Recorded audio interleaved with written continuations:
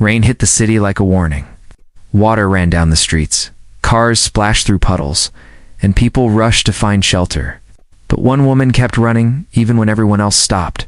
Her name was Maya. It's a tired single mom who carried too many worries and too many secrets. Her old umbrella was broken, so the rain fell on her clothes and hair. Still, she did not care. She held her small son's hand tightly and moved faster. The boy Rian tried to match her steps, but his tiny legs could not keep up. "Mom." "Slow," he whispered. Maya looked down at him and forced a smile, but fear was clear in her eyes. "I'm sorry, baby, but we cannot be late today. Not today." They finally reached a tall, shiny restaurant with glass doors and a warm yellow light inside. It looked expensive, the kind of place Maya had never entered before. She took a deep breath. Her heart beat so loud she could hear it in her ears. People inside looked rich men in suits, women in beautiful dresses. Maya felt out of place in her simple clothes, but she knew she had no choice. She needed to be here. Her whole life depended on this one meeting. As she stepped inside, the waiter at the entrance looked at her wet clothes, then at her son, and raised his eyebrows. Maya lowered her head and quietly said, "Sorry, I have a reservation. Name is Maya." The waiter nodded but looked doubtful, like he wondered if she belonged here. Maya held Rian's hand tighter. She hated this feeling, being judged before she even spoke. "Table 9, the waiter said. "Your guest has not arrived yet." Maya let out a shaky breath, but she was not late. But she knew the real problem was not the time. It was the child standing beside her. She led Rian to the corner table. It was the perfect spot away from people, away from eyes, away from questions. She wiped the rain off her son's face with her sleeve. "Remember what Mommy said?" she whispered. Rian nodded. "I will be quiet. I will sit like a good boy." Maya kissed his forehead. "Thank you, my love." But the guilt in her chest grew heavier. She should not have brought him. She had tried to find someone to watch him. But her neighbor was sick, her friend was working late, and she had no family to help. If she had canceled this meeting, she might have lost her last chance. Her hand shook as she looked at her phone. Message: "He will arrive in 5 minutes." Her stomach twisted. She whispered to herself, "Please, let this go well. Please." Rian pulled her sleeve gently. "Mom, why are we here?" Maya's eyes softened. She could never lie to her son because Mommy is meeting someone. Someone important. Is it a doctor? No. A teacher? No, baby. She hesitated, voice breaking slightly. It's someone who might help us. If things go wrong, we might have to move again. The child's eyes widened. "I don't want to move, Mom." Maya hugged him tightly. "I don't want that either." She looked around the restaurant again. People kept glancing at her, some with confusion, some with judgment. She felt smaller and smaller, like she was shrinking into the chair. What would he think when he saw her child? Would he walk out? Would he think she was irresponsible? Would he think she lied? Her fear whispered, "He will reject you. You are not enough." She closed her eyes for a moment. Then the restaurant door opened. A tall man in a black suit walked in. His presence was powerful, calm, confident, and serious. The lights above him made him look almost unreal. The waiter greeted him with extra respect. Maya's breath froze. Her heart dropped to her stomach. The man looked around the restaurant. Slowly. Searching, then, his eyes landed on her. Her worst fear became real. Maya whispered under her breath, "Oh God, he wasn't supposed to see my son." Out. And the story begins. The moment the tall man entered the restaurant, the atmosphere changed. Conversations softened, waiters straightened their backs, and even the lights seemed to glow brighter around him. His name was Arav, a well-known CEO with a face that rarely showed emotion. People respected him and feared him a little. But Maya was not thinking about his status. She was thinking about her son sitting beside her. Her heart pounded as Arav scanned the tables. He walked slowly with long, confident steps, until he reached table 9, her table. When he stopped in front of her, Maya quickly stood up, almost knocking her chair over. She held Rion's shoulders and pulled him closer, like she wanted to hide him behind her. "Ion, so sorry," she blurted before he could speak. I know this is strange. I didn't plan to bring my son. I tried to find someone to watch him. I really did, but Araf raised a hand gently, stopping her long apology. His face was unreadable, his eyes calm but sharp. Maya could not tell if he was annoyed or amused. Her fear grew stronger. For a moment, he simply looked at Rion. The child stared back with wide eyes, clutching his small toy car. He looked clean and sweet, but nervous, like he could feel his mother's tension. Arav bent down a little, bringing himself to the child's eye level. "Hi," he said in a low, steady voice. "What's your name?" Rion blinked. "Aryan. That's a strong name," Arav replied. Maya felt her breath return slowly, but the fear inside her didn't leave. She expected Araf to stand up and leave the moment he understood the situation. People from nearby tables were watching, whispering quietly, waiting for drama. They probably expected the CEO to get angry, insult Maya, or demand to move tables. But Araf didn't do any of that. Instead, he smiled, a soft, unexpected smile, and said to the boy, "Do you like burgers, Rion?" The child brightened for the first time. "I love burgers." Arav nodded. "Good. Let's order one for you." Then he looked at Maya. His smile didn't fade. "Please sit," he said. Maya was stunned. She sat slowly, still confused, still scared that his kindness might break any moment. Arav took the seat across from her, calm and relaxed. The waiter came to take orders. Arav ordered food for all three, without hesitation. When the waiter left, it felt like the entire restaurant was listening to their table. Maya's fingers shook under the table. She kept her voice low. You're not angry? Why should I be?" Arav replied simply, "Because this was supposed to be a blind date. A normal date, and I brought my child." She swallowed hard. "I know it looks bad." Arav placed his hands on the table, fingers interlocked. "It doesn't look bad," he said. "It looks honest." Maya didn't know how to respond. Honest. Was that really what he thought? Arav's eyes softened for the first time. "You didn't hide the truth," he continued. "You showed me your real life. Most people don't do that." Maya looked down. Her eyes stung with embarrassment, but "People are staring," she whispered.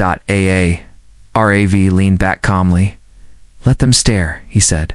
"They stare because they don't understand." Rion tugged Maya's sleeve, whispering, "Mom, he is nice." A small, weak smile touched Maya's lips. "Yes, baby. He is." Just then, the waiter passed by, and Maya caught a glimpse of two women gossiping behind their menus. Glancing at her judgmentally, Arav noticed too.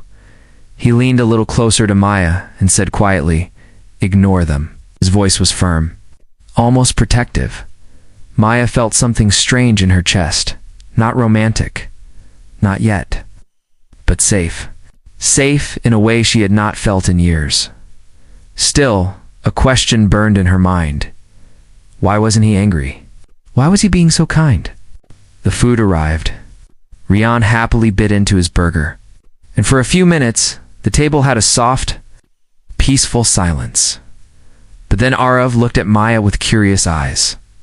"Tell me," he said gently, "why were you so afraid when I walked in?" Maya froze. Because now, she had to tell him the truth, and the truth could change everything. For a moment, Maya didn't speak. Her fingers tightened around the edge of the table as Arav's question hung in the air. "Why were you so afraid when I walked in?" His voice was calm, but it reached deep into her heart. Touching all the places she tried to hide, Maya looked at her son, who was busy chewing his burger, small feet swinging under the chair. She forced a breath and looked back at Arav. "You will not understand," she said softly. Arav leaned forward. "Try me." Maya looked down at her hands. They were tired hands that washed dishes in the morning, packed orders in the afternoon, and cleaned offices late at night. Hands that held her son through every storm. "My life is..." Not simple, she began. Arav listened quietly, without interrupting. I don't have family. My mother passed away before Rian was born. My father left when I was young. So it's just me and him. She touched her son's hair gently. I work 2 jobs. Sometimes 3, when rent is late. I barely sleep. And when I got invited to this blind date, I thought maybe, for once, my life could change. Arav nodded slightly, letting her speak at her own pace. But when my neighbor said she couldn't watch Rian today, I panicked. I thought about canceling the date. I even typed the cancel message 3 times. But I couldn't send it.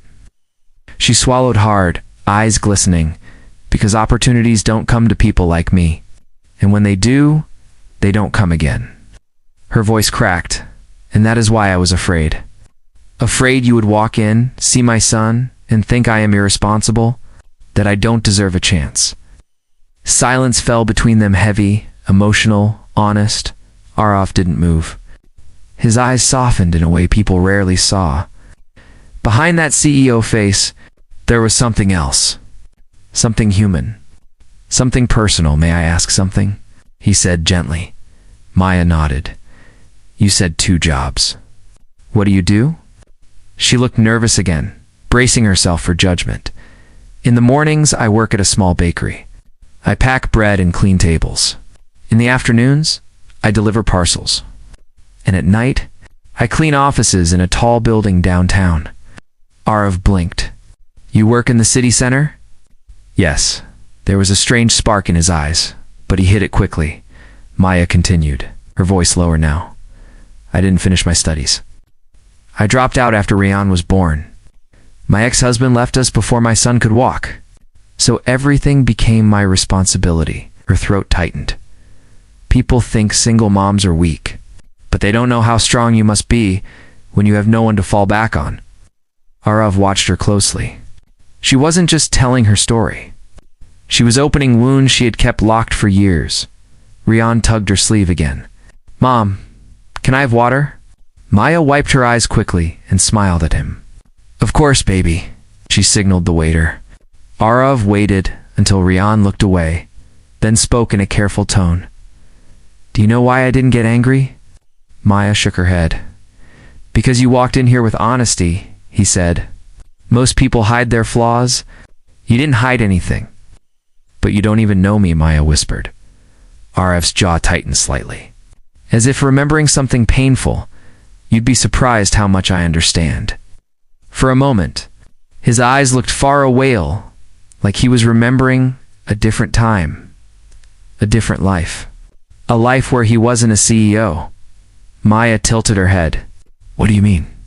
Arav looked into her eyes then.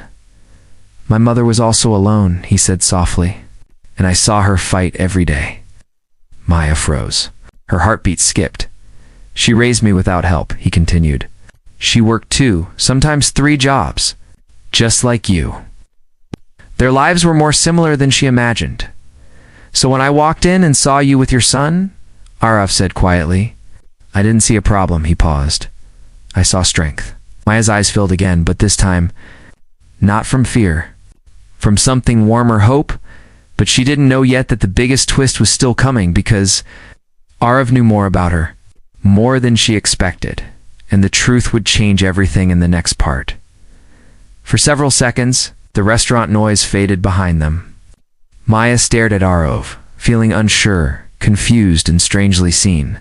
She had never expected a rich CEO to understand the life of a struggling single mother. But the way he spoke, the honesty in his voice, it felt real. Still, something didn't fit. Arav had power, money, respect. People stood when he walked by. People feared disappointing him. Why would someone like him sit so calmly in front of her and her little boy? Why would her struggles matter to him? Maya wanted to ask, but the words stuck in her throat. Arav gently pushed his plate aside and leaned forward, his eyes holding a quiet mystery. You want to know how I understand your life? He said softly. Reading her thoughts, Maya nodded slowly. Arav took a breath, as if choosing the right words. My mother raised me alone, he began. She was a cleaner. She worked in offices late at night, just like you.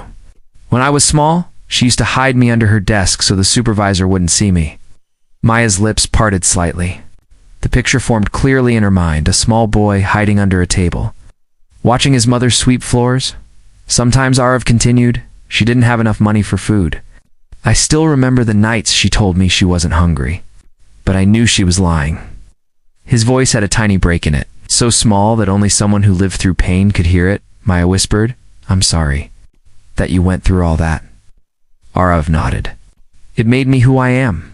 It made me fight harder. His eyes moved to Rion, who was now tracing shapes on the table with his finger. Your son. He reminds me of myself. Maya felt a tightness in her chest. The connection between them was deeper than she imagined. But the question still hung between them. Why did Arav choose her for this blind date? Before she could ask, Arav spoke again. But there's another reason I didn't get angry today, he said.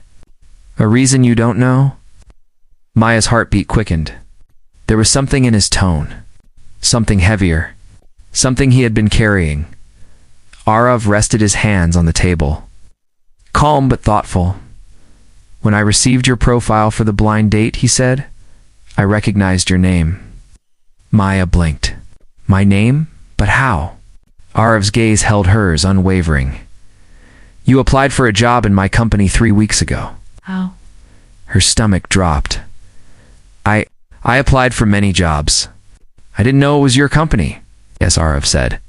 You applied to the HR department. She nodded, remembering how she filled the form late at night after working to shifts. She didn't expect a reply. She barely hoped for one. Arav continued. My assistant showed me your application. It was simple. Not many details. But there was something in it that caught my attention. Maya frowned. What? Arav paused, then said, You wrote, I am not perfect, but I will work harder than anyone. Maya froze. She remembered writing that line in tears, thinking it might look foolish. But it came from her heart. That sentence, Arav said, told me more about you than a full resume could. Maya felt heat rise behind her eyes again, but she blinked it away. You never called me? She whispered. I thought I wasn't selected. Arav shook his head. I asked my team to shortlist you. Then I found out you were also signed up for our small business blind date event. When I saw your photo and name again, I was curious. I wanted to see you in person. Maya's breath caught. You came today. Because of my job application? Arav nodded once. Yes, I wanted to understand who you are. Not just as an applicant, but as a person. Her heart pounded. It felt unreal. Why would a CEO take personal interest in her? Arav lowered his voice. And when I walked in and saw your son, I understood everything. Everything. She whispered. Arav looked at her with a mix of respect and something else. Something unspoken. I saw a mother doing everything she can, he said. A woman who doesn't give up. A person with strength most people can't imagine. Maya swallowed, overwhelmed. This was too much. Too honest. Too unexpected, but then Arav added something that made her whole body go, Still, and that is why I need to tell you the real reason I came to this blind date. Maya's heart stopped. There was more. Something she wasn't ready for. A secret she didn't know she was part of Anne in part 5. She would learn a truth that could change her life forever. Maya felt the air change around her. Arav's tone had shifted. His voice was lower, deeper, serious in a way that sent a shiver down her spine. She sat straighter. Her hands trembled under the table. What do you mean? The real reason? She whispered. Arav looked at her for a long moment, then exhaled slowly. Maya, he said gently. This wasn't supposed to be only a blind date. Her heart skipped a beat.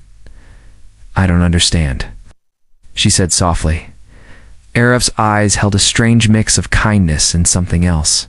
Something she could not name. Before coming here, he began, I already knew you needed a job.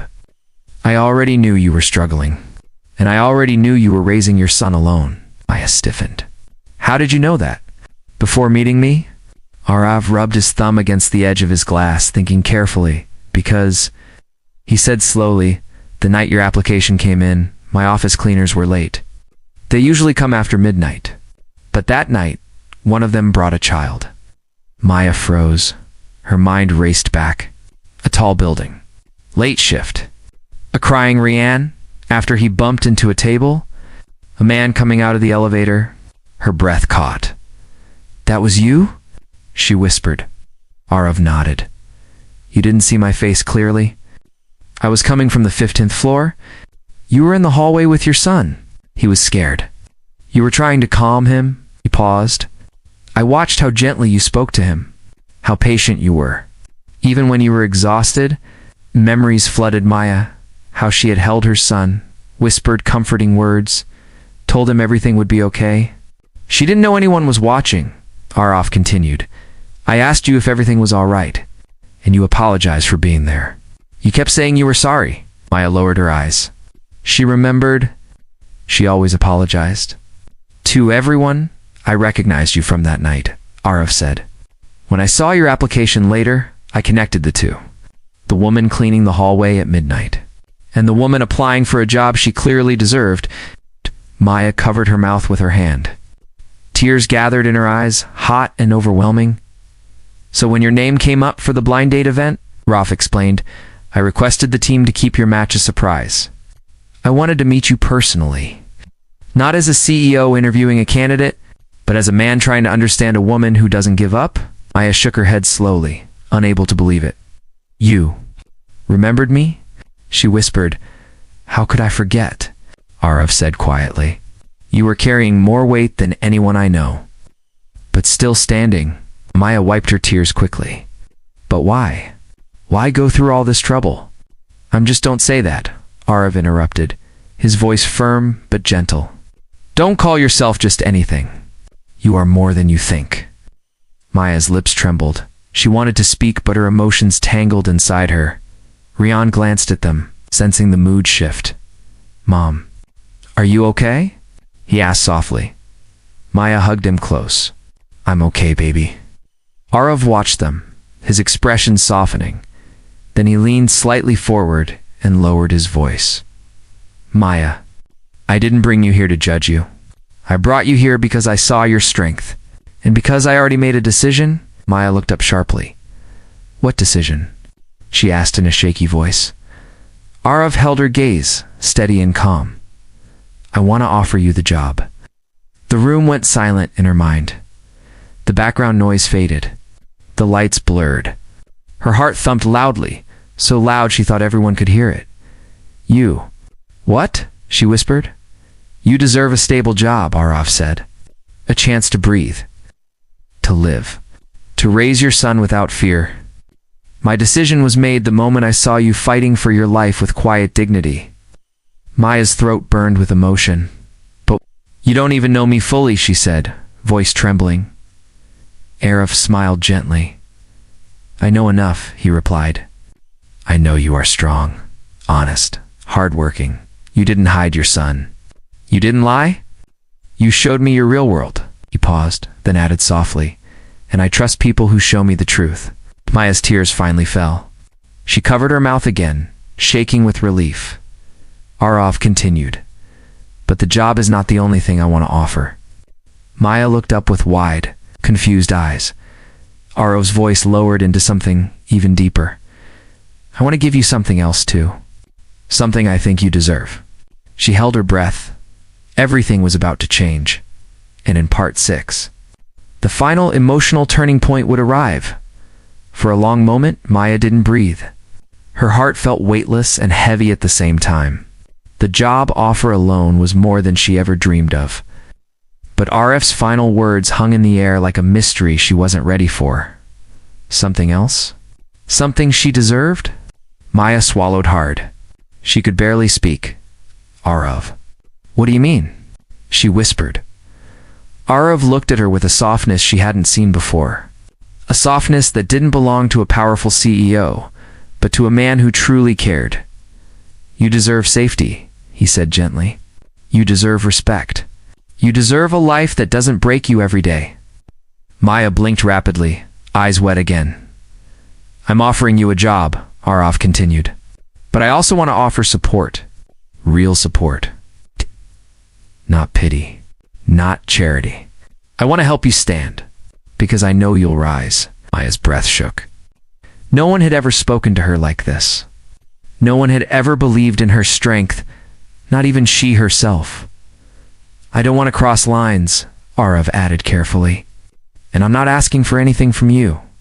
I simply want you to know that you're not alone anymore. Her lips parted slightly. Not alone? She repeated. Arav nodded. You've carried everything alone for too long.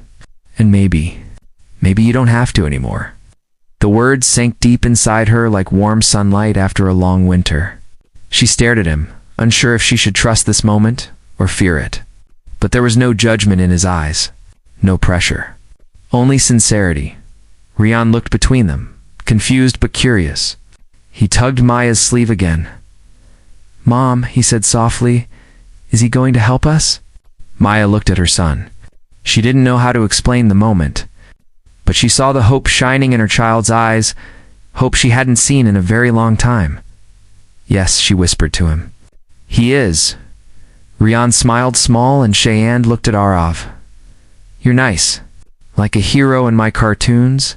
I have chuckled quietly, the sound warm and genuine. I'm not a hero, buddy. Just someone who understands. Maya felt her throat tighten again. She wanted to speak, but words refused to come. She had lived in fear for so long that accepting kindness felt almost dangerous. But the sincerity in Arav's eyes made her breathe easier. He leaned forward slightly. Maya. He said, I want you to join the company next Monday. We'll arrange your schedule so you can manage Rian's needs. You will get a stable salary, health support, and flexible hours. Her eyes widened. Flexible hours? Yes. You won't have to run from job to job anymore. Her entire world shook. Her knees felt weak even though she was sitting. A tiny sob escaped her before she could stop it. I don't know what to say. Arav smiled softly. You don't have to say anything. But Maya needed to speak. She took a shaky breath. No one has ever done this for me, she whispered. People only saw my problems. No one ever saw my effort. I saw it, Arav replied. The moment I saw you with your son in that hallway, I saw everything. Maya wiped her tears silently. Then Arav looked at Rayon again. How about we celebrate this new beginning? He asked with a playful tone. Rion's face lit up. With ice cream. RF nodded. With ice cream. Maya laughed softly, her first real laugh in months. The waiter arrived with the bill. But RF stopped him. Add 2 scoops of chocolate ice cream, said the waiter, smiled and left. Maya looked at Arav, still overwhelmed. You're a good man, she whispered. Arav shook his head gently. I'm just someone who believes in giving people the chance they deserve. A comfortable silence filled the table as Rian swung his legs happily. The restaurant lights felt warmer now, softer, safer. When the ice cream arrived, Rian dug into it with joy. Arav watched him with a fond smile, then turned to Maya once more. This is just the beginning, he said quietly. Not the end. Maya nodded slowly, feeling hope rebuild inside her brick by brick, breath by breath. Thank you, she said. For seeing me, for seeing us. Arav's smile widened. Sometimes, he said, the right people come at the wrong time. But they still come. Maya looked at her son, then at the man across the table, and for the first time in years, her future didn't look dark. It looked possible. It looked bright. It looked like a new life.